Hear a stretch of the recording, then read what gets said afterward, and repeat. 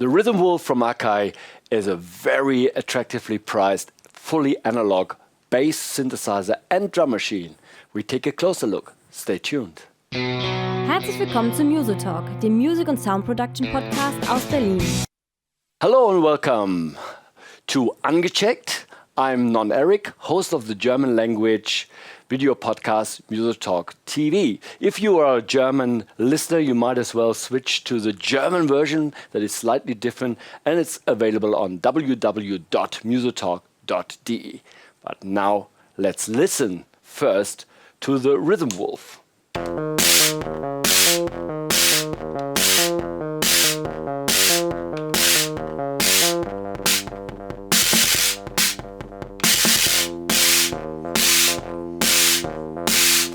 The Rhythm Wolf is an analog drum machine with limited features, but also with a limited price. So we must always consider the capabilities of the machine and its price. It's attractively priced. In Germany, it's below 200 euro. So we have to more or less look at it in comparison to stuff like the Volca series and not to the analog rhythm and other higher priced analog drum machines.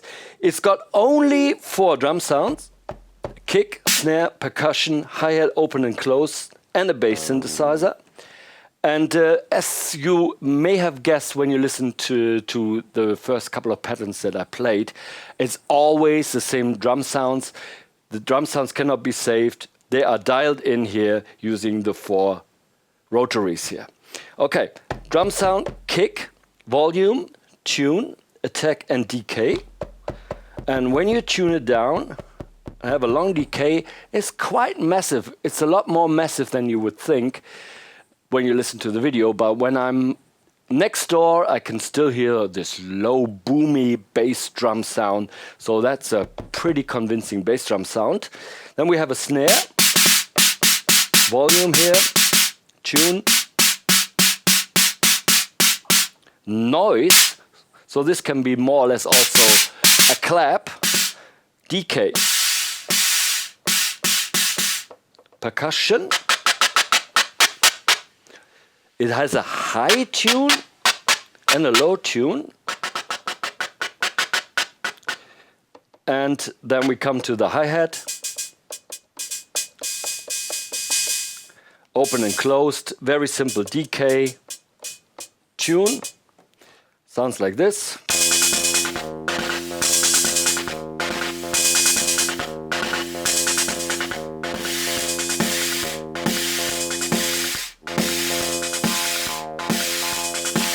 And then we come to the bass synthesizer.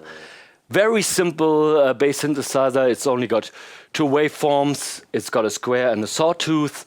And tuning, filter resonance, envelope amount, and a decay. And sound-wise, that's pretty limited, I have to say.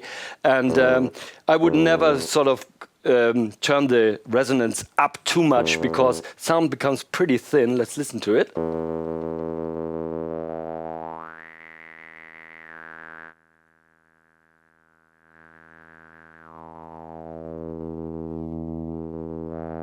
So this is not a fully aggressive TB303 sound, but it's a bass synthesizer built in.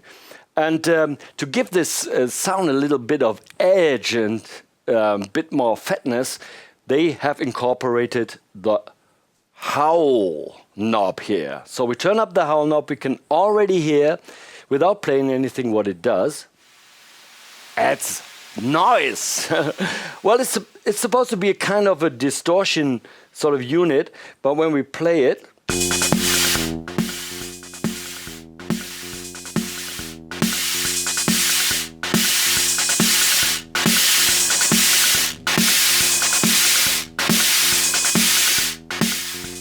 now watch how I turn the knob, because right at the beginning nothing happens.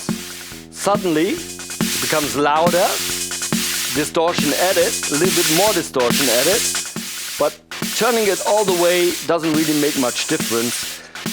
So, well, it's okay. Maybe the sound of this machine is not its number one feature, but we come to that later. So the house switch, semi-useful. I have it turned up a little to add a little bit of graininess here. And what I did instantly to kind of beef up the sound is connect my Mackie mixer. And fortunately, the Rhythm Wolf has two separate outputs, one main out and one synth out. If I don't have a jack in the synth out, the bass sound will also come out of the main out, so no mixer is required. But it's quite nice to have extra tone control here. And I set up an aux send into this machine here. I tried using the good old Big Muff in its different incarnations.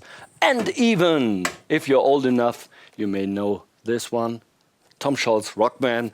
But somehow I couldn't get the sound to really fly with these, because I think there's a little bit not enough overtones here, harmonics in the sounds in general, especially not on the bass. I was very, very hard to get a convincing bass sound using the distortion units. But then I tried this little baby, that's the MXR flanger, and we use that together with the howl. We get a nice grainy, punchy sound.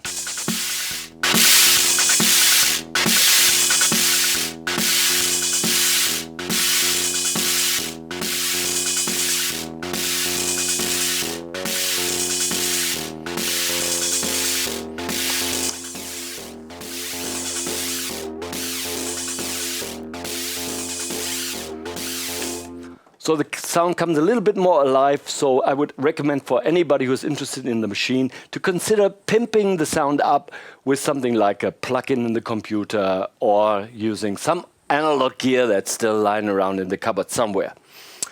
Okay, let's now look at the other features of the machine. Important feature for every kind of hardware is, how does the hardware feel? Does it feel cheap? No, it feels really robust. I would feel very, very convinced to take this out on the road. And I think that's one of the biggest differences between the Volcas or the really cheap MFB drum machines. They're also below 200, they make great sounds, but they're very hard to use because they have tiny knobs. They're very, very fiddly to use. But this machine is great because everything is kind of full size. I have a full size knob, I have full size MPC pads. Also, the switches here, they work really well. So in terms of build quality, this gets 5 out of 5 stars from me. And also, the usability is pretty good because it's straightforward. There's no sub-menus because of the limited amount of features. I have 2 ways to input notes. The first one is obviously I can use the step panel here. Just put in and stop stuff. Now it's switching the panels. Sorry, that was a mistake. Here I still had pattern select on, so it was switching the patterns. But now you can see here, that's a 4 on the floor bass drum. Turn off the other stuff. I can just simply put in here some beats, and switching to sequence B variation, I can extend the pattern to 32 bars. And I can then also add live input. But here, that's a bit curious here, because I was looking, where's my record button? There's no record button. What you have to do is select Shift. Now it's in record step mode. Now I have to switch to record performance mode, and I can now input live.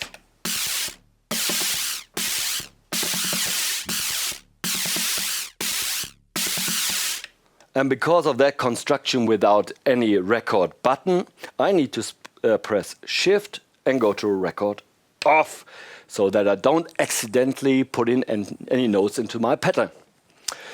And that's most of it already. What I like very much is that I can not only change the step lengths, quarter, eighths, 16, 32 notes, triplets, But I can also edit the last step of a sequence.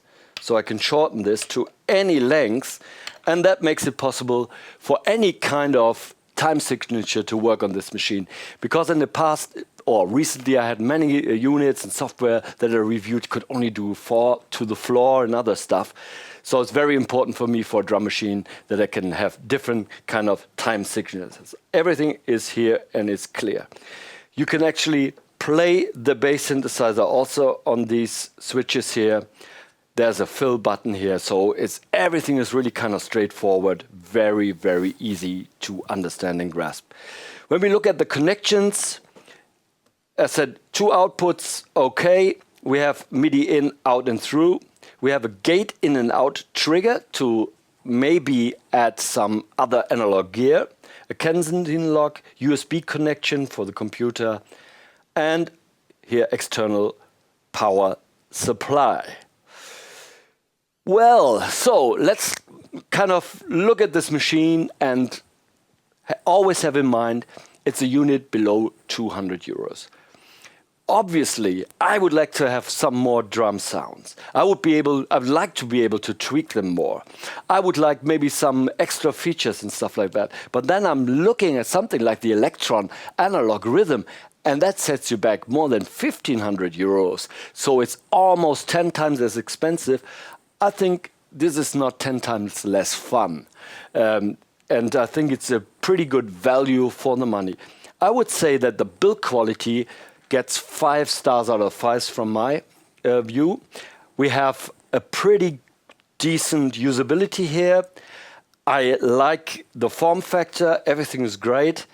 And the only drawback I would say is sound-wise, I would have maybe liked to exchange the bass synthesizer for some extra sound possibilities on the drums, or to maybe beef that up, maybe add another 50 euros retail price and beef the sound up. But as you have seen in my little demonstration here with the MXR flanger, you can pimp the sound. And if you when you're out there shopping for a really cheap drum machine, then I think the Rhythm Wolf actually does a pretty good job. And that's why I think I'd like to give, my verdict is 4 stars out of 5.